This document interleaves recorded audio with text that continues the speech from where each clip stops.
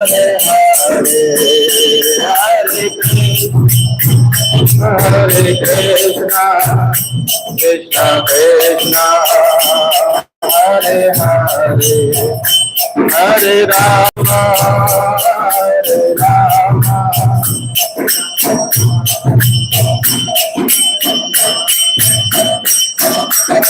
Hare Krishna, Krishna Krishna, Hare Hare, Hare Rama, Ram Ram, Hare Hare, Hare Krishna, Hare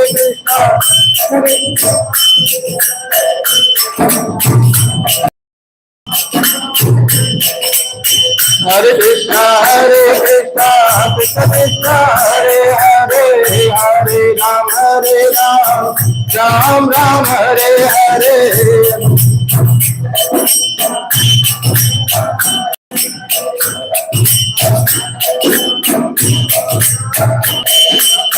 जय गौर नटराज दयाल निताय, नटराज दयाल निताय।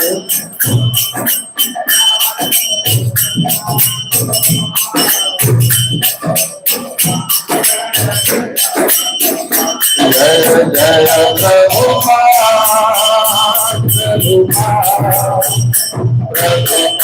जय शील प्रभुपाद, जय प्रभुपाद, प्रभुपाद, प्रभुपाद, जय शील प्रभुपाद।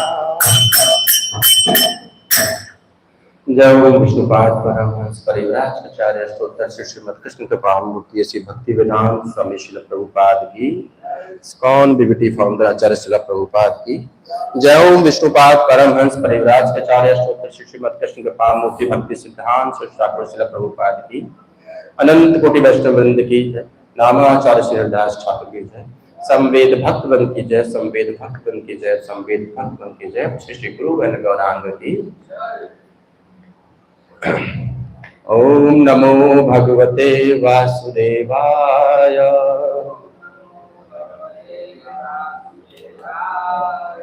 ओम नमो भगवते वासुदेवाय,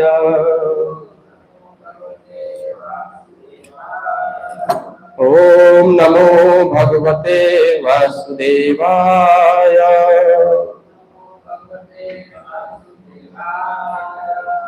नारायणं नमस्कृत्य नरं चैव नरोत्तमं, देवीं सरस्वतीं व्यासं ततो जयमुदीरये। नस्तु प्रायेषु अभद्रेषु नित्यं भागवत सेवया, भगवती मुक्तं श्लोके भक्तिर्भवति नैष्ठिकी। कृष्णाय वासुदेवाय देवकी नंदनाय च नंदगोपकुमाराय गोविंदाय नमो नमः। हरे कृष्णा। तो बहुत बहुत स्वागत है आज की प्रातःकालीन भागवतम कक्षा में आप सभी का। आज हम चर्चा कर रहे हैं पहले स्कंद के 17वें अध्याय का 39वां श्लोक। पहले श्लोक पढ़ेंगे, मेरे साथ बताइएगा। पुनश्च याचमानाय जात रूपं दा प्रभु, ततोरतं मदं कामं रजो वैरं च पंचमम्। पुनश्च याचमानाय जात रूपं दा प्रभु, ततोरतं मदं कामं रजो वैरं च पंचमम्। पुनश्च याचमानाय जात रूपम दात प्रभो ततोन्नतम मदम कामम रजो वैरम च पंचमम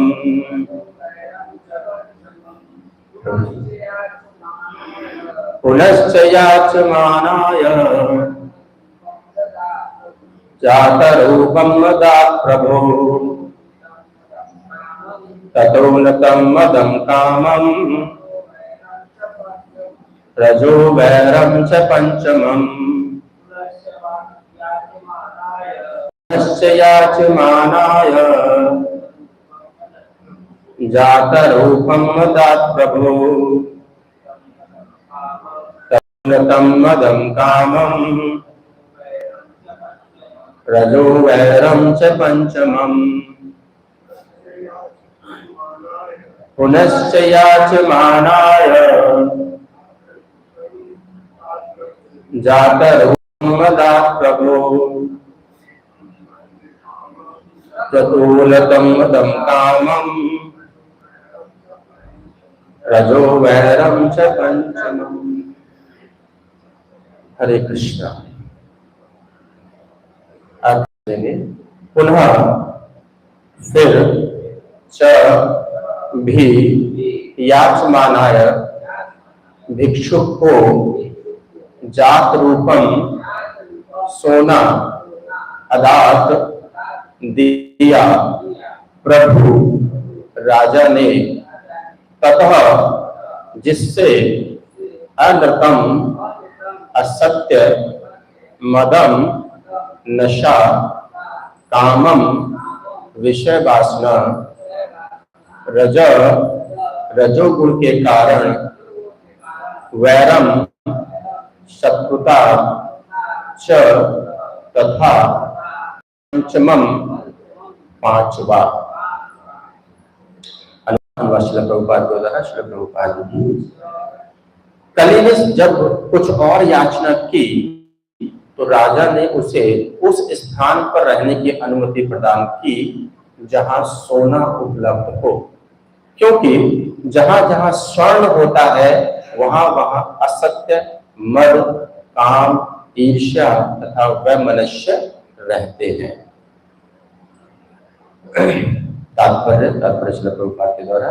यद्यपि महाराज परीक्षित ने कली को रहने के लिए 4 स्थानों में रहने की अनुमति दे दी, किंतु उनके राज्य में ऐसे स्थानों को ढूंढ पाना कठिन था, क्योंकि महाराज परीक्षित के शासन काल में ऐसे स्थान कहीं भी न थे। अतएव कली ने राजा से कुछ ऐसा देने के लिए याचना की जो व्यवहारिक हो और उसके कपट कार्यों के काम आ सके। इस प्रकार महाराज परीक्षित ने उसे उस स्थान में रहने की अनुमति दे दी जहां सोना रहता है, क्योंकि जहां सोना होता है वहां उपयुक्त 4 वस्तुएं तो पाई ही जाती है। इसके अतिरिक्त वैर यानी कि वैमनस्य भी रहता है। इस तरह कली स्वर्ण मानकीकृत हो गया। श्रीमद् भागवत के अनुसार सोना असत्य भाषण, मादक द्रव्य सेवन, वैश्यवृत्ति, ईर्ष्या तथा शत्रुता को प्रोत्साहन देता है। यहाँ तक कि स्वर्ण मानक विनिमय तथा मुद्रा भी बुरे होते हैं। स्वर्ण मानक मुद्रा भी असत्य पर आधारित है, क्योंकि मुद्रा सुरक्षित सोने के समकक्ष नहीं होती। इसका मूल सिद्धांत झूठा है, क्योंकि मुद्रा नोटों को वास्तविक सुरक्षित स्वर्ण से अधिक मात्रा में जारी किया जाता है। अधिकारियों की इस कृत्रिम मुद्रा स्थिति में से राज्य की अर्थव्यवस्था का दुरुपयोग होता है। बुरे धन या कृत्रिम मुद्रा नोटों के कारण वस्तुओं के दाम कृत्रिम रूप से बढ़ जाते हैं। बुरा धन अच्छे धन को बाहर निकाल फेंकता है। अतः कागज मुद्रा के स्थान पर असली सोने के सिक्के विनिमय हेतु प्रयुक्त होने चाहिए। इससे सोने का दुरुपयोग बंद हो जाएगा। स्त्रियों के स्वर्णाभूषण गुण के अनुसार नहीं अपितु भार के अनुसार कंट्रोल पर बेचे जाए। इससे काम ईर्ष्या तथा शत्रुता को प्रोत्साहन नहीं मिलेगा। जब सिक्कों के रूप में वास्तविक स्वर्ण मुद्रा होगी तो असत्य, वैश्यवृत्ति इत्यादि को जन्म देने में सोने का प्रभाव स्वतः रुक जाएगा। फिर भ्रष्टाचार विरोधी मंत्रालय की जरूरत नहीं रह जाएगी, जो वैश्यवृत्ति तथा असत्य का भी दूसरा नाम है। ओम अज्ञानतिमिरान्धस्य ज्ञानाञ्जनशलाकया चक्षुरुन्मीलितं येन तस्मै श्रीगुरवे नमः। श्रीचैतन्यमनोभीष्टं स्थापितं येन भूतले स्वयं रूप कदा मह्यं ददाति स्वपदान्तिकम्। वन्देऽहं श्रीगुरोन् श्रीयुतपदकमलं श्रीगुरोन् वैष्णवांश श्रीरूपं साग्रजातं सगण रघुनाथान्वितं तं सजीवं साद्वैतं सावधूतं परिजन सहितं कृष्ण चैतन्य देवं श्रीराधा कृष्ण पादान सगण ललिता श्री विशाखान्वितांश। हे कृष्ण करुणा सिंधो दीनबंधो जगतपते गोपेश गोपिका कांत राधा कांत नमोस्तुते। तप्त कांचन गौरांगी राधे वृंदावनेश्वरी वृषभानुसुते देवी प्रणमामि हरिप्रिये। वाञ्छाकल्पतरुभ्यश्च कृपा सिन्धुभ्येव च पतितानां पावनेभ्यो वैष्णवेभ्यो नमो नमः। नमः ओं विष्णुपादाय कृष्णपृष्ठाय भूतले श्रीमते भक्तिवेदांत स्वामिनिति नामने। नमस्ते सारस्वती देवे गौरवाणी प्रचारणे निर्विशेष शून्यवादी पाश्चात्य देश तारणे। जय श्री कृष्ण चैतन्य प्रभु नित्यानंद श्री अद्वैत गदाधर श्रीवासादि गौर भक्त वृंद। हरे कृष्णा कृष्ण कृष्णा हरे हरे, हरे राम राम राम हरे हरे। हरे कृष्णा। बहुत बहुत स्वागत है पुनः आपका इस कक्षा में। आज हम चर्चा कर रहे हैं पहले स्कंद के 17वें अध्याय का 39वां श्लोक। जैसा कि आप जानते हैं 17वें अध्याय का शीर्षक है कली को दंड तथा पुरस्कार। अब पिछले कई श्लोकास में हम एक सीरीज में सुन रहे हैं कि लगातार जब कली ने इच्छा की महाराज परीक्षित से कि उसको कुछ रहने का स्थान अपने राज्य में दे, क्योंकि कली क्यों ऐसी याचना कर रहा है, क्योंकि कली को समझ आ गया था कि अगर कुछ भी उल्टा सीधा करूंगा तो परीक्षित महाराज मुझे समाप्त कर सकते हैं, उनके पास वो क्षमता है। तो जब उसकी समझ में आ गया तो उसने अपना जो असली रूप था उसको थोड़ा सा त्याग करके उसने याचना करने लगा। और याचना क्या करने लगा कि महाराज मुझे कहीं तो स्थान दीजिए यहाँ पर रहने की, जब मुझे भेजा गया है तो कहीं तो मुझे स्थान मिलना चाहिए। तो महाराज परीक्षित ने बड़े सिंपल से इसमें कहा कि ठीक है, अगर तुम्हें रहना है तो जहां पर 4 तरह के अपराध हो रहे हो तो वहां पर जाकर के तुम रहो। 4 अपराध कौन से बताए महाराज ने? कहा कि जहां पर नशा पान हो रहा हो, मांसाहार हो रहा हो, अवैध स्त्री संग हो रहा हो और जुआ खेला जा रहा हो, यानी कि जहां पे सत्य, दया, तप और शौचम इन दोनों का जो है स्थान ना हो, वहां पर जो है मुझे आप तुम जाकर के स्थान ढूंढ लो। अब कली जानता था कि महाराज परीक्षित के राज में इन 4 स्थानों का तो होना संभव नहीं, और महाराज भी जानते थे, महाराज परीक्षित जानते थे कि इसको वो स्थान नहीं मिला, ये अपने आप चला जाएगा। मेरी तरफ से पाप हटेगा कि मैंने से भगाया, ये अपने आप चला जाएगा। लेकिन वो भी जानता था कि मुझे ये स्थान नहीं मिलने वाले, तो वो पुनः पहुंच गया, महाराज कृपा करो कि मुझे पता है कि वो 4 स्थान आपने जो बताए वो तो मिलने वाले हैं नहीं आपके शासन में। ना तो यहाँ पर कोई मांसाहार करता है, ना कोई अवैध स्त्री संग करता है, ना कोई जुआ खेलता है, ना कोई नशा करता है।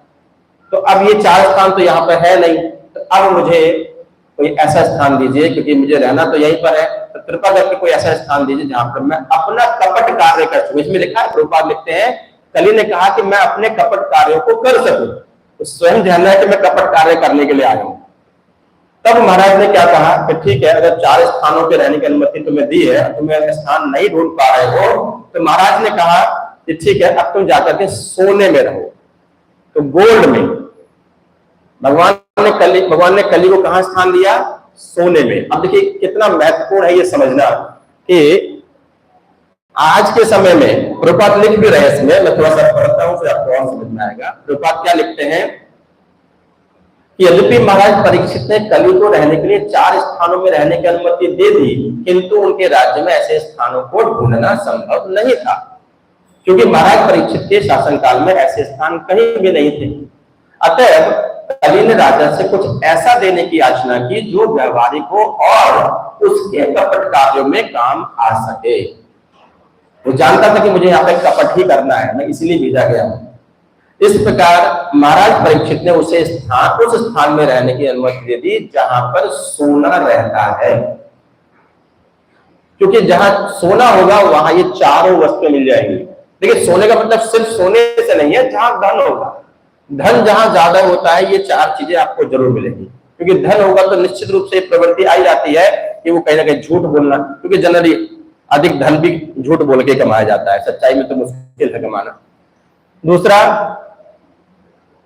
वो फिर कोई ना कोई तो अपना इस तरह का व्यवहार ले लेगा, वो कहीं ना कहीं नशा पान करना, झूठ बोलना, जुआ खेलना, कोई ना कोई प्रवृत्ति उसके अंदर आई जाती है, कहीं ना कहीं वो अपने इंद्रिय तृप्ति में लग ही जाता है जैसे उसके पास धन आता है। तो महाराज ने उससे कहा कि तुम वहां जाओ जहां पे धन। अब धन का मतलब नहीं कि धन सारे धन ही ऐसे होते हैं, ऐसा नहीं। महाराज के पास धन था, सबसे धन तो महाराज परीक्षित के पास ही था। तो क्या वो अपने पास कली को बुला रहे थे क्या?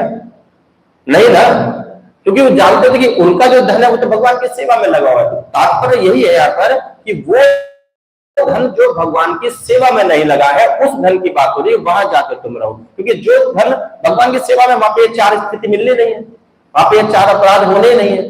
तो परीक्षित जानते थे कि जहां ये वहीं जाए जहां पर ऐसा धन हो जिसका दुरुपयोग हो रहा हो, जिसका उपयोग सिर्फ और सिर्फ अपने आत्म तृप्ति, अपने इंद्रिय तृप्ति के लिए हो रहा हो, भगवान से कोई लेना देना ना हो। क्योंकि वैसे तो जानते थे सारा धन तो मैक्सिमम उन्हीं के पास है, इतने बड़े राजा थे वो, धन की कमी थोड़ा थी महाराज के पास में। लेकिन फिर भी उन्होंने कहा कि सोना उनके सिर पर रखा था मुकुट के रूप में। फिर उन्होंने सोना क्यों कहा? क्योंकि जानते थे कि वहां जाना है उस सोने के पास जिस सोने में, जहां पर कहीं पर भी वो सोना भगवान के लिए समर्पित ना हो रहा हो, भगवान की सेवा में प्रयोग ना हो रहा हो, ऐसी जगह जाना है। और एक बात और कही, चार अपराध के अलावा एक अपराध और कहा है, जहां पे सोना होता है वहां पे चार अपराध तो होते हैं। ये इसमें चारों गिनाए उन्होंने। पांचवा एक बार कहा कि जहां पर पैसा होता है वहां पर वैमनस्य फैलता है, वैर फैलता है, रजोगुण फैलता है। देखिए, मैं एक एक शब्द का आपको दोबारा से एक मीनिंग दे देते हैं। क्या कहा उन्होंने कि पुनः च याचमाना है, जैसे भिक्षुक ने, याचमाना मतलब जो याचना कर रहा है, याचना कौन कर रहा था? कली कर रहा था। तो कली ने दोबारा से याचना की भिक्षुक रूप में, तब महाराज परीक्षित ने क्या कहा? जात रूपम, सोना प्रदान किया। जात रूपम अदात, क्या दिया प्रभु जी ने? प्रभु जी मतलब परीक्षित महाराज ने क्या दिया उनको? उसको दिया सोना, कि सोने में जा करके रहे। कारण क्या था? कहते हैं कि तथा, जिससे जानते हैं कि जहां सोना होता है वह अन्नतम असत्य होता है, मदम नशा होता है, कामम विषय वासना रहती है, और रजोगुण की प्रवृत्ति वहां रहती है जहां पर सोने की अधिकता रहती है, जहां पर धन की अधिकता रहती है। और साथ में कहा कि वैरम, शत्रुता भी वहां बढ़ती है, वहां पर वैमनस्य भी रहता है। तो चार के साथ पांचवा गुण और बता दिया उन्होंने सोने का, कि जहां सोना होगा वहां 5 गुण रहते हैं। और क्या कहा देखिए आगे, इस तरह कली स्वर्ण मानकीकृत, स्वर्ण यानी गोल्ड स्टैंडर्डाइज्ड हो गया। कली क्या है? कली गोल्ड स्टैंडर्डाइज्ड है, यानी कि सोने के नाम से चल रहा है। कली को युग को हम सोने का युग बोल सकते हैं, एक तरह से देखा है। गोल्ड स्टैंडर्डाइज्ड है, गोल्ड के रूप में सोने की पहचान हो रही है, यानी कि सोना जहां पर है वहां पर कलयुग 100% उपस्थित है। लेकिन फिर भाई बात की जा रही है कि सोना कौन सा? जो सोना सिर्फ और सिर्फ स्वयं तृप्ति के लिए, इंद्रिय तृप्ति के लिए हो रहा है, अपनी इंद्रिय तृप्ति के लिए, भगवान की इंद्रिय तृप्ति के लिए वहां प्रयोग नहीं हो रहा है। अदरवाइज इतना सोना तो मंदिरों में भरा पड़ा है, क्या मंदिरों में कलयुग की स्थान मिलेगा क्या? बिल्कुल नहीं मिलने वाला है ना, क्योंकि वो भगवान की सेवा में लगा हुआ है। तो इसलिए उस स्थान पे जहां पर उसका प्रयोग अपनी तृप्ति के लिए हो रहा है, इसलिए कहते हैं कि स्वर्णीकृत, स्वर्ण मानकीकृत हो गया। अब देखिए, हम जनरली बात करते हैं ना, जैसे अक्सर आगे इसमें लिखा हुआ है कि पहले समय में क्या था कि स्वर्ण मुद्राएं प्रयोग होते थे। तो स्वर्ण मुद्राएं क्योंकि चलन में थी, आम चलन में थी, तो स्वर्ण के प्रति इतना आकर्षण नहीं था। लेकिन जब से ये मुद्रा हमारी, जो किसे बोलते हैं हम लोग, रिप्रेजेंटेटिव जो करेंसी आ गई है, जो कि नोट की फॉर्म में है, करेंसी नोट से बोलते हैं, कागज के नोट आ रहे हैं या वैसे आ रहे हैं। तो देखिए, अगर आप पुराने नोट उठाकर देखें, पुराने नोटों पे स्टेटमेंट अलग होती थी। आज में स्टेटमेंट चेंज हो गई है। जब शुरू शुरू में नोट जारी हुए थे तो पुराना नोट मिल जाए देखिएगा, उस पर लिखा होता था कि उस पर गारंटी होती थी गवर्नमेंट की कि मैं धारक को इतने रुपए के बराबर सोना प्रदान करूंगा, सोना प्रदान करूंगा। कारण क्या था?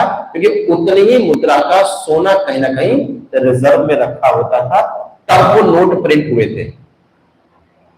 आज क्या लिखा होता है किसी के पास नोट? कोई नोट है?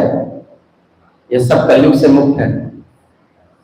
अरे बोल, ब्रह्मचारी के पास तो क्या संभव नहीं है, हमारे पास गृहस्थ भी है। तो क्या लिखा जरा पढ़िएगा इसमें नोट पे, है क्या? नहीं है।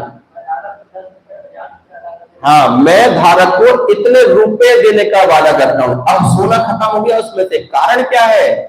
क्योंकि जो वो सोना उसके अगेंस्ट में गिरवी रखा जाता था, आज उसकी वैल्यू कम हो गई है, इसलिए वो सोना दे ही नहीं सकते। और ये टोटल चीटिंग है, प्योर बेईमानी है। वो जो गवर्नमेंट लिखती है उसमें सेंट्रल गवर्नमेंट, केंद्रीय सरकार का जो उसमें या राज्यपाल का जो भी उसके अंदर, राज्यपाल गवर्नर का जो आरबीआई जो हमारे बैंक का गवर्नर होता है, वो जो भी प्रॉमिस कर रहा है वो प्रॉमिस टोटली झूठ पर आधारित है, वो चीटिंग कर रहा है। और वो क्या लिख रहा है कि मैं धारक को इतने रुपए देने का वचन देता हूं। पहले था इतने रुपए का सोना दूंगा, अब वो सोना कह ही नहीं सकता, क्योंकि अब सोना उतनी वैल्यू का है ही नहीं, वहां पर उसके पास है ही नहीं उतना गिरवी रखने के लिए। केवल प्रिंट हो रहे हैं नोट, तो सब चीटिंग है कि नहीं है? और यही कारण है कि जब ज्यादा नोट प्रिंट होते हैं, ये बड़ा सिंपल सा एक मेथड है एक्चुअली, इकोनॉमिक्स के अंदर हम लोग पढ़ाते हैं कि जब किसी इकोनॉमी के अंदर पैसे को इंजेक्ट किया जाता है, जब पैसा डाला जाता है, यानी कि without any reason, without any production, अगर मनी प्रिंट करके दी जाती है लोगों को, तो उससे महंगाई बढ़ती है। कारण क्या है? महंगाई क्यों बढ़ेगी? क्योंकि जब पैसा लोगों के पास जाएगा तो वो डिमांड करेंगे, और डिमांड करने के लिए प्रोडक्शन तो हुआ नहीं था जिससे पैसा आया था, वो तो केवल प्रिंट छापा गया वो। तो ये डेफिसिट एक जो है, जो मुद्रा स्फीति बोलते हैं, डेफिसिट बोलते हैं उसको, वो मुद्रा स्फीति डेफिसिट जो है बढ़ता है हमारी इकोनॉमी में, क्योंकि उस मुद्रा को बिना किसी रीजन के केवल प्रिंट करके बांट दिया गया, उसके अगेंस्ट में कोई प्रोडक्शन नहीं हुआ। और इसी कारण जब डिमांड बढ़ती है मार्केट में, तो फिर चीजें कम होने की वजह से महंगाई बढ़ती है। यही एक तरीका है, यही एक सिस्टम है जिससे इकोनॉमिक्स चलती है पूरी। तो वही यहाँ पे बता रहा है कि मुद्रा के पीछे, जो नोटों के पीछे वास्तविक स्वर्ण मुद्रा जो होनी चाहिए, वो तो अब रही नहीं, अब केवल नोट प्रिंट किए जा रहे हैं। तो उस नोट प्रिंट से क्या होता है कि जो वो धन है वो एक अच्छा धन बुरे धन के रूप में परिवर्तित हो जाता है, जिसे हम ब्लैक मनी या काला धन बोलते हैं। तो धन काला नहीं है, काला धन उसकी प्रवृत्ति, उसका यूज हो जाता है क्योंकि उसका रिकॉर्ड नहीं रहता। रिकॉर्ड तो तब रहेगा ना जब उसके अगेंस्ट में कुछ रखा होगा। ये कंडीशन है ना, ये कंडीशन है जितने भी वर्ल्ड की जितने भी संस्थाएं हैं जिनकी परमिशन से नोट प्रिंट किए जाते हैं, वो कंडीशन है कि आप इतने के बराबर ये गिरवी रखेंगे। लेकिन गवर्नमेंट क्या करती है? मैनिपुलेट करती है उसको। वो यहाँ लिखा जा रहा है कि ऐसा हो रहा है इस समय, और यही कारण है कि ये सब चीजें, प्रवृत्तियां फैल रही हैं जो कि गलत चीजें हो रही, क्योंकि वो जो मुद्रा है वो अनलिमिटेड फॉर्म में मार्केट में आ रही है, उसके बराबर कहीं पर भी डेवलपमेंट या प्रोडक्शन नहीं है जिसकी वजह से कहीं डिमांड को मैच किया जा सके। और यही कारण है कि महंगाई बढ़ती है। महंगाई बढ़ने का सिर्फ यही कारण है। डेफिसिट फाइनेंसिंग बोलते हैं इसको इकोनॉमिक्स के टर्म में। डेफिसिट फाइनेंसिंग यानी कि गवर्नमेंट अपने डेफिसिट को, घाटे को खर्च कम करने के लिए मुद्रा का प्रिंटिंग करती है, और बिना किसी, लिखा हुआ बिना किसी उसके बैकअप के, उसके पीछे कोई स्वर्ण गिरवी नहीं रखा होता। और इसलिए उन्होंने स्टेटमेंट भी चेंज कर दिया नोट के ऊपर से कि मैं धारक को इतने रुपए देने का वादा करता हूं, सोना देने का नहीं। पहले सोना लिखा आता था उसके ऊपर। तो यही कारण क्यों चेंज किया? क्योंकि उनके पास वो गोल्ड है ही नहीं। तो आगे लिखते हैं प्रभुपाद बड़े सुंदर तरीके से, कहते कि यहां तक कि स्वर्ण मानक विनिमय तथा मुद्रा भी बुरे होते हैं। स्वर्ण मानक विनिमय ये वही है जो हम गोल्ड एक्सचेंज बोलते हैं। जो पहले गोल्ड एक्सचेंज होता था, पहले जो एक्सचेंज वैल्यू होती थी वो गोल्ड स्टैंडर्ड पे चेक होती थी। मान लो कहते हैं कि कितने डॉलर, अगर डॉलर का कन्वर्जन देखना था रुपए में, तो गोल्ड स्टैंडर्ड पे होता था। हम लोग उसको इकोनॉमिक्स में पढ़ाते हैं, कहते हैं कि गोल्ड स्टैंडर्ड पे कैसे होता था, इसे टैक्स सिस्टम बोलते थे उस समय। तो उसमें क्या होता था कि जितने रुपए का गोल्ड 10 ग्राम इंडिया में है, उतने ही 10 ग्राम की कीमत डॉलर में कितनी है। तो उससे फिर कंपेरिजन होता था कि इतने रुपए इतने डॉलर इक्वल है, तो उससे फिर वो मुद्रा आपस में एक्सचेंज होती थी। आजकल सिस्टम क्या हो गया? अब वो एक नया सिस्टम आ गया, उसको बोलते हैं floating system. On spot system हो गया है, वो अलग डिफरेंट हो गया। फ्लोटिंग सिस्टम में क्या है कि अब मार्केट अपने आप को खुद अमेंड करता है, गवर्नमेंट का इंटरफेरेंस खत्म हो गया। पहले गवर्नमेंट उसको कंट्रोल करती थी उस एक्सचेंज को, तो उसकी वजह से क्या होता था कि कंट्रोल होने की वजह से मार्केट में उतनी महंगाई नहीं होती थी। लेकिन आजकल क्या है, आजकल मार्केट खुद उसको चला रहा है। अभी सिस्टम बड़ा चेंज हो गया, अब गवर्नमेंट कंट्रोल के बाहर हो गई चीजें, अब सब चीजें आपस में मार्केट खुद ही डिमांड और सप्लाई उसको करते थे। तो वही यहाँ पे लिख रहे हैं कि दोनों चीज बुरी है, स्वर्ण मानक विनिमय तथा मुद्रा दोनों ही बुरे हैं। हमें स्वर्ण के बदले में कोई मुद्रा प्रिंट नहीं करनी चाहिए, डायरेक्ट स्वर्ण के सिक्के चलने चाहिए, तब स्वर्ण के प्रति आसक्ति कम होगी। देखिए स्वर्ण की बताता हूँ आसक्ति कितनी ज्यादा है हमारे यहाँ। मैं बताता हूँ, ये डेटा 2007-8 के आसपास का है। 2008 के आसपास वर्ल्ड में डिप्रेशन की स्थिति बनी थी, जो लंबी चली, वो 2017-18 तक चलती, 10 साल लगभग डिप्रेशन रहा पूरी वर्ल्ड इकोनॉमी में। उस समय हमारे यहाँ जो हमारे देश में गोल्ड कंजम्पशन था वो लगभग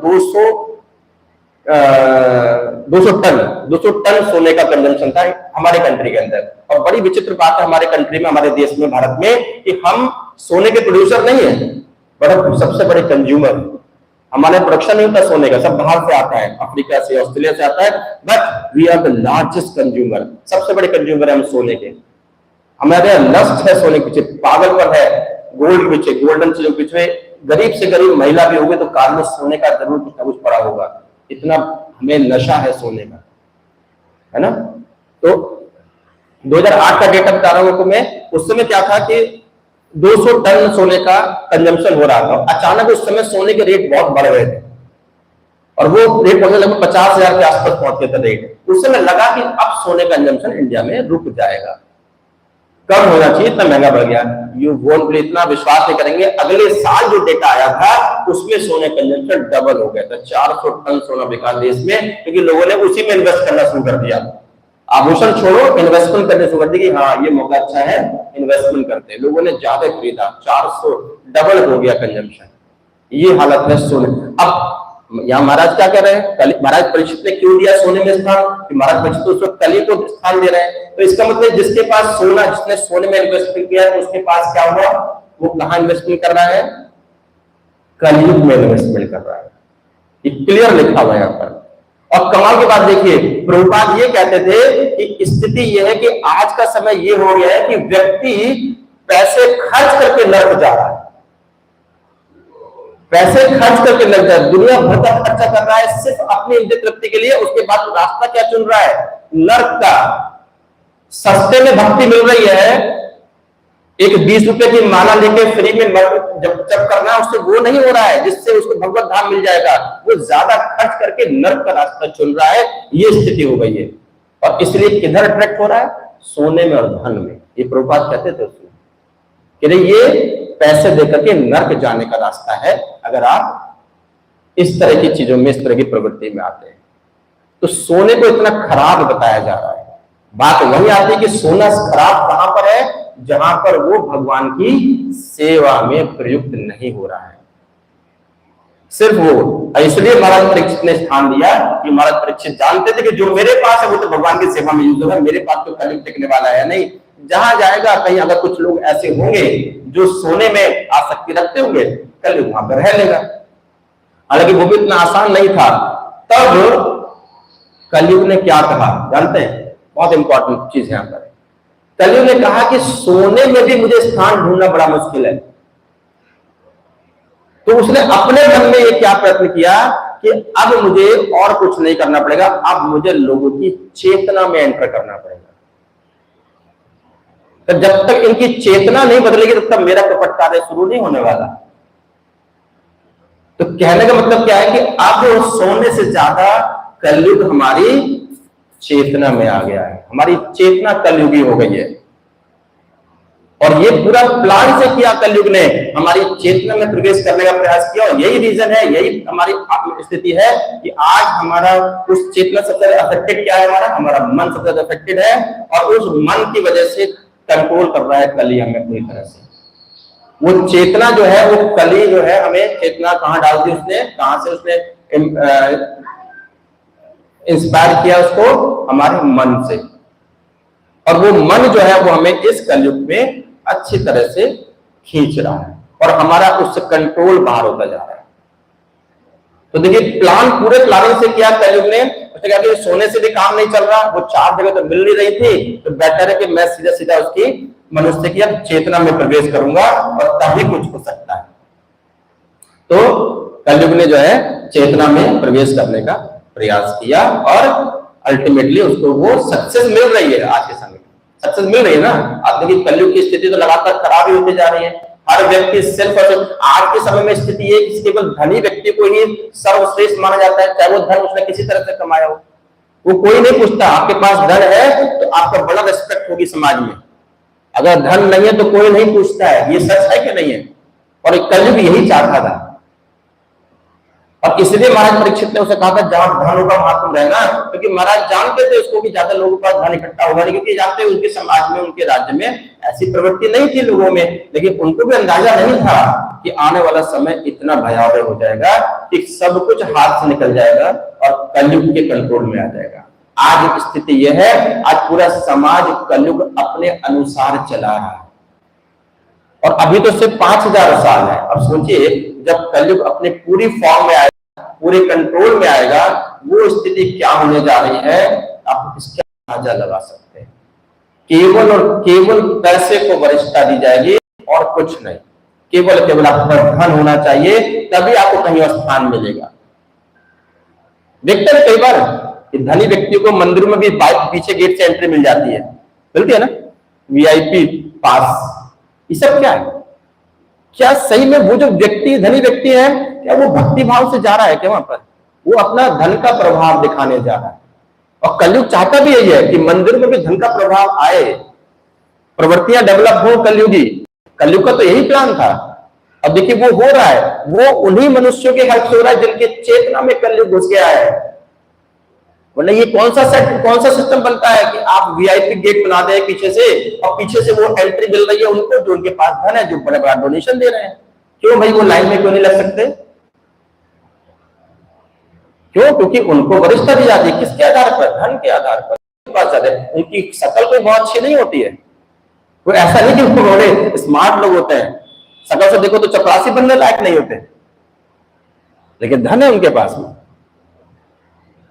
एक बार एक ऐसे उद्योगपति थे, नाम तो नहीं लूंगा मैं उनका, एक ऐसे उद्योगपति हैं, मैं पहली बार उनसे मिलने गया, और उद्योग छोटा मोटा नाम नहीं है, बहुत बड़ा नाम है देश के अंदर। नाम लेना ऑन द रिकॉर्ड ठीक नहीं रहेगा, लेकिन जब मैं उनसे पहली बार मिला सेक्टर 34 नोएडा के अंदर उनके ऑफिस में, तो जब मैं उनको सामने दिख रहा था, मैंने उनसे पहले उनकी शक्ल नहीं देखे थे, फोटो भी नहीं, नाम जानता था कि हाँ इस पर्सन से मिलने जा रहा हूँ, एक मीटिंग थी, उस कंपनी के ओनर थे। जब वो सामने दिखाई दिए, मैंने कहा ये कौन है भाई? 4 फुट का उनका कद, ब्लैक कॉम्प्लेक्शन, अजीब सब दाढ़ी, बड़ी सी दाढ़ी रखी उन्होंने। यार ये ओनर है, चपरासी है इस मकान, और ये भी वो मालिक थे। वो चपरासी बनने की शकल से इतने खराब, लेकिन मां धनी व्यक्ति है, हमने भी उनको रेस्पेक्ट दिया। कल हमारे ऊपर भी सवाल, हम भी किसी तरह काम से गए थे उनके पास में, तो वो व्यक्ति का सम्मान वैसे शकल से इतना बेकार लग रहा है, लेकिन इसलिए वहां पर शकल से नहीं जा रहा व्यक्ति, वो धन का प्रभाव दे दिखा रहा है, इसलिए उसको बैकडोर से एंट्री मिल रही है मंदिर में। तो कलयुग का प्रभाव है कि नहीं? आगे क्या कहते हैं प्रभुपाद कहते हैं कि स्वर्ण मानक मुद्रा भी असत्य पर आधारित है। जैसे मैंने एग्जाम्पल दिया, असत्य क्या है इसके, मैंने कहा कि स्वर्ण मानक मुद्रा बोल रहे हैं उसको, यानी कि उसके पीछे स्वर्ण का यानी गोल्ड का कहीं ना कहीं सपोर्ट होना चाहिए, लेकिन हो क्या रहा है, जितने की मुद्रा उतने का गोल्ड है ही नहीं वहां पर, तो वो झूठ बोल रहे हैं, गवर्नमेंट झूठ बोल रही है, लिख रही है कि मैं इतने पैसे देने का वचन करता हूँ, गोल्ड हटा दिया उसमें से, तो यानी कि वो क्या है, वो भी असत्य का ही सिंबल हो गया, नहीं हो गया? तो कहते हैं क्योंकि मुद्रा सुरक्षित सोने के समकक्ष नहीं होगी। ये बता रहे ना कि जितना सुरक्षित सोना उसके पीछे बैकअप में होना चाहिए, उसकी इक्वल मुद्रा है ही नहीं, वो उससे ज्यादा वैल्यू है उसकी, सोना उतना अवेलेबल ही नहीं है। तब क्या हुआ? और इसका मूल सिद्धांत झूठा है, क्योंकि मुद्रा नोटों की वास्तविक सुरक्षित स्वर्ण से अधिक मात्रा में जारी किया जाता है। जितना गोल्ड रखा गया है IMF के पास या वर्ल्ड बैंक के पास, उससे ज्यादा मुद्रा प्रिंट की जाती है। ये सब हो रहा है, और ये सब गवर्नमेंट सब कर रही है, सब कुछ जानबूझ के कर रही है, पूरे विश्व में ये हो रहा है। यही भी कारण है कि पूरे विश्व में स्थिति खराब है, मुद्रा स्थिति का इसका वर्ड का यूज प्रभाव ने भी खुद किया है कि क्या कारण है मुद्रास्फीति का इतना ज्यादा बढ़ रही है, क्यों घाटा हो रहा है इतना। कारण सिर्फ ये कि केवल नोट प्रिंट हो रहे हैं, उसका जो बैकअप जो है, उसके जो बैक में गोल्ड होना चाहिए वो उतना है ही नहीं। तो टोटल झूठ का सिद्धांत चल रहा है। कहते हैं अधिकारियों की इस कृत्रिम मुद्रा स्थिति से राज्य की अर्थव्यवस्था का दुरुपयोग होता है, और पूरे धन या कृत्रिम मुद्रा नोटों के कारण वस्तुओं के दाम कृत्रिम रूप से बढ़ जाते हैं। मैंने आपको कहा था ना कि जब हमारे पास में पैसा ज्यादा होता है, जब इकोनॉमी में ज्यादा इंजेक्शंस होते हैं पैसे के, तो पैसा लोगों के पास आने पर सिर्फ एक ही इफेक्ट आता है कि उसकी डिमांड बढ़ जाती है, उसे ज्यादा चीजें चाहिए होती है। वो मार्केट में पैसा जेब में आते गर्मी आने लगती है ना, अब तो कुछ जाके खर्च करो जाकर के, तो मार्केट पहुंचेगा। अब मार्केट में प्रोडक्शन तो था नहीं, तो जितनी चीजें थी उसको लेने के लिए 10 चीज बिकने के लिए थी, 100 लेने वाले खड़े थे, तो वो दुकानदार क्या करेगा, वो 10 चीजों के दाम बढ़ा देगा, क्योंकि जो उसके पास ज्यादा पैसा होगा वो ले जाएगा। उसको मिलना तो 10 को ही है ना, 100 को तो मिलेगा नहीं सामान, चीज ही 10 अवेलेबल है। अभी मान लो 10 कॉपी अवेलेबल हो और लेने वाले 100 खड़े हो, लेने वाले मिलेगी तो 10 को ही ना, फाड़ के तो देगा नहीं एक पेज हो, तो कौन 10 ले जाएंगे उसको, जिनके पास ज्यादा पैसा होगा वो तो इससे 100 रुपए की डायरी को 500 बेचेगा, इसके बाद 500 लेने की ताकत तो ले जाओ। अब जिसको ज्यादा आवश्यकता होगी उसके पास धन भी होगा वो उसको ले जाएगा। तो इसी को बोलते हैं कृत्रिम तरीके से महंगाई बढ़ना, और ये होता है हमारे समाज में। अब अचानक कहते हैं टमाटर के दाम बढ़ गए, उसके क्या तुक बनती है, 400 रुपए किलो नींबू बिक रहा है, क्या नींबू प्रोडक्शन कम हो गया है? नहीं ना, डिमांड क्यों बढ़ी, क्योंकि पैसा लोगों के पास ज्यादा आ गया, उस तरह से उससे अचानक से डिमांड बढ़ी और लोगों ने उसको दूसरा और भी मीडियम है उससे उसको स्टॉक कर लिया, मार्केट में सप्लाई बंद कर दी और अचानक दाम बढ़ा दिए। तो 400 रुपए किलो नींबू बिकना क्या मतलब होता है, 200 रुपए किलो टमाटर और प्याज बिकने का क्या मतलब होता है? तो वो क्यों हो रहा है ऐसा, क्योंकि झूठ के सिद्धांत के साथ असत्य का बोलबाला है, झूठ से सब चल रहा है। इसलिए प्रभुपाद क्या कहते हैं कि बुरे धन या कृत्रिम मुद्रा नोटों के कारण वस्तुओं के दाम कृत्रिम रूप से बढ़ जाते हैं। बुरा धन अच्छे धन को बाहर निकाल फेंकता है। बुरा धन ज्यादा आपको ऑक्यूपाई करने का स्पेस, अच्छा धन तो गायब हो जाता है, वहां से सब कुछ ब्लैक मनी की फॉर्म में जाता है। अतः कागज मुद्रा के प्रभुपाद सलाह दे रहे हैं, कागज मुद्रा के स्थान पर असली सोने के सिक्के विनिमय हेतु प्रयुक्त होने चाहिए, क्योंकि अगर डायरेक्ट सोना ट्रांजैक्ट होगा तो सोने में आसक्ति भी कम होगी। अभी क्या है, सोना तो दिख नहीं रहा है, उस सोने को खरीदने के पीछे भाग रहे हैं लोग, और सोने की वैल्यू, सोना अवेलेबिलिटी नहीं है, अवेलेबिलिटी कम होने की वजह से उसका रेट बढ़ता जा रहा है, तो महंगाई बढ़ रही है। तो बेटर क्या है कि वो जो नोट प्रिंट कर रहे हैं, प्रभुपाद कहते हैं इससे बेटर कि सोने के सिक्के मार्केट में चलाएं, उससे क्या होगा, उस विनिमय से कहते हैं इससे सोने का दुरुपयोग बंद हो जाएगा। पहली चीज प्रभुपाद कहते हैं कि स्त्रियों के स्वर्ण आभूषण है, आगे थोड़ा सा कॉम्प्लिकेटेड है सेंटेंस, मेरे भी समझ में थोड़ा देर से आया था, अभी पूरा समझ में नहीं आया, पढ़ देते हैं, एक बार समझने का प्रयास करते हैं। कहते हैं स्त्रियों के स्वर्णाभूषण गुण के अनुसार नहीं अपितु भार के अनुसार कंट्रोल पर बेचे जाए। अब इसका मीनिंग मुझे तो ये समझ में आया कि जो आभूषण होते हैं उनके अलग अलग डिजाइन, अलग अलग तरीके के उनके जो उनकी जो बनावट होती होगी, सब उसके अकॉर्डिंगली, डिजाइन के अकॉर्डिंगली महंगाई बढ़ती है ना, कि जो कितना सुंदर बना है, इसमें इतनी अच्छी कारीगरी हो रखी है, इसलिए इसका ये रेट ये है। तो प्रभात कहते थे कि इसका क्या मतलब होता है कि आप डिजाइन के नाम पे, अब क्या हो रहा है कि केवल अलग अलग तरह से उसको ऑल्टर करके केवल रेट बढ़ाया जाता है। प्रभात कहते हैं कि ऐसा नहीं होना चाहिए, वो आभूषण सिर्फ जो उसका वजन है उसके अनुसार बेचे जाना चाहिए, ना कि उसके गुण के अनुसार। इससे क्या होगा, इससे प्रभाव कहते हैं इससे काम, ईर्ष्या तथा शत्रुता को प्रोत्साहन नहीं मिलेगा। देखिए ये हम जानते हैं कि सोना जहां पर है, धन जहां पर है, 4 चीजें तो है ही है वहां पर, वहां पे काम वासना भी है, वहां पे ईर्ष्या भी है, वैमनस्य भी है, वहां पर झूठ भी है, सब कुछ वहीं पर चल रहा है जहां पर ये धन की अधिकता है। तो कहते हैं कि अगर ऐसा नहीं होगा, अगर उस सोने को डायरेक्टली ट्रांसफर किया जाए, डायरेक्टली ट्रांसफर किया जाए, उसको मुद्रा के रूप में यूज किया जाए, तो निश्चित रूप से वो ये सब चीजों को कंट्रोल कर पाएगा। कहते हैं जब सिक्कों के रूप में वास्तविक स्वर्ण मुद्रा होगी तो असत्य, वैश्यावृत्ति इत्यादि को जन्म देने में सोने का प्रभाव स्वतः रुक जाएगा, और अल्टीमेटली एट लास्ट वो सोने की आसक्ति कब खत्म होती है, ये सब करने की आवश्यकता भी नहीं है। सोने की आसक्ति खत्म करने का सिर्फ और सिर्फ एक ही माध्यम है कि भगवान की शरण ली जाए। वो आपने कहानी सुनी है ना, एक कौन सी वेश्या थी वहां पर, जो नाम क्या था प्रभु जी, पता है किसी को, जो हरिदास ठाकुर के पास गई थी, वेश्या का नाम क्या था, नाम स्लिप हो रहा है। तो वो जो वेश्या थी, वो जब हरिदास ठाकुर के पास गई और जब उसने सुना उनके मुख से हरे कृष्ण कृष्ण कृष्ण हरे हरे, हरे राम राम राम हरे हरे, तो देखिए वो उससे इतना अट्रैक्ट हो गई कि वो भक्त बन गई। तो सबसे पहले क्या कहा हरिदास ठाकुर ने उनसे कि पहले अपना जो धन कमाया, जो तुमने गलत तरीके से कमाया, वेश्यावृत्ति से कमाया है, तो उसको पहले कहीं पर छोड़ करके आओ, नदी में फेंक आओ या किसी ब्राह्मण को दान देकर आओ, कहीं पर जाओ, उसके पहले नहीं। तो उसने वैसा ही किया। तो देखिए जैसे ही भगवान की एंट्री हुई उसके जीवन में, उसकी आसक्ति उस धन से खत्म हो गई।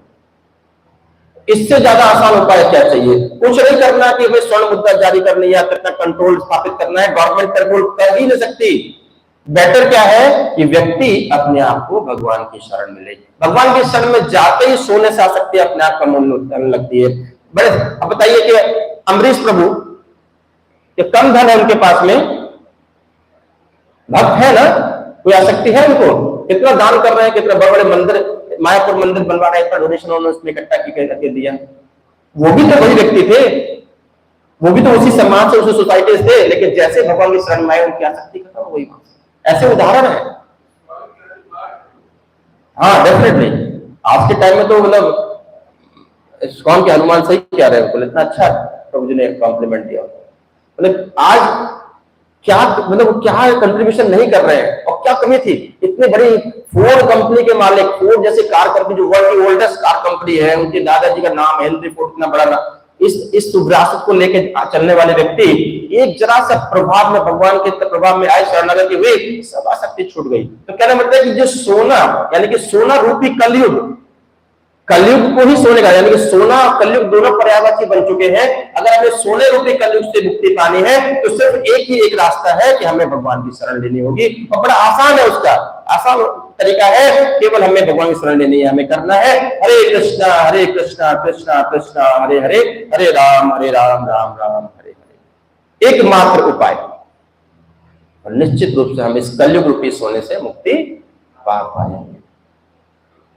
तो प्रभुपाद जी समझाने का प्रयास कर रहे हैं कि अगर ऐसा हुआ तो कहते हैं कि लास्ट में एक लाइन लिखी है कि फिर भ्रष्टाचार विरोधी मंत्रालय की जरूरत नहीं रह जाएगी। जो हमारे पास एंटी करप्शन मिनिस्ट्री बनाती है गवर्नमेंट, कोई आवश्यकता नहीं रह जाएगी, क्योंकि जो कि वैश्यवृत्ति तो असत्य का दूसरा ही नाम है। तो इनकी आवश्यकता हमारी खत्म हो जाएगी। तो प्रभुपाद ने एक सजेशन भी दिए हैं, लेकिन सबसे अच्छा उपाय प्रभुपाद क्या बताते हैं कि केवल भगवत शरण, भगवान की शरण लेंगे, अपने आप आसक्ति है। और ऐसे उदाहरण हमारे सामने है जिनकी आसक्तियां इनसे खत्म हुई हैं। तो हमें सिर्फ क्या करना है, हमें भगवान की शरण लेनी है। और भगवान स्वयं इस बारे में प्रॉमिस करते हैं कि मेरी शरण में आओ, मैं तुम्हें सब चीज से मुक्ति करा दूंगा। सर्वधर्मान् परित्यज्य मामेकं शरणं व्रज अहं त्वां सर्व पापेभ्यो मोक्षयिष्यामि मा शुचः, मैं तुम्हें सबसे मुक्ति प्रदान करूंगा। हरे कृष्णा। बहुत बहुत धन्यवाद आप सभी का आज की इस कक्षा में सम्मिलित होने के लिए। किसी का कोई प्रश्न, कोई जिज्ञासा हो तो मुझसे पूछ सकते हैं।